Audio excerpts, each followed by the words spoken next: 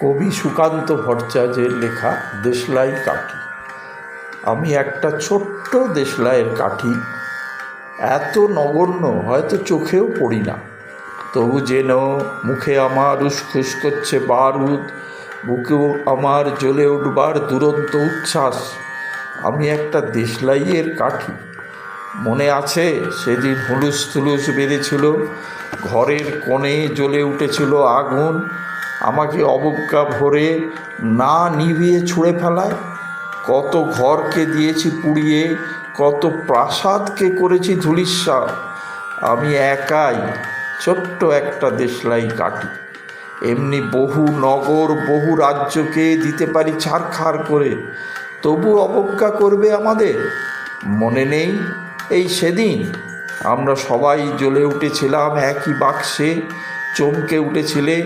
আমরা শুনেছিলাম তোমাদের বিবর্ণ মুখের আর্তনাদ। আমাদের কি অসীম শক্তি তা তো অনুভব করেছো বারংবার। তবু কেন বোঝো না আমরা বন্দি থাকবো না তোমাদের পকেটে পকেটে। আমরা বেরিয়ে পড়বো, আমরা ছড়িয়ে পড়বো শহরে, গঞ্জে, গ্রামে, দিগন্ত থেকে দিগন্তে। আমরা বারবার চলি নিতান্ত অবহেলায়, তা তো তোমরা জানোই।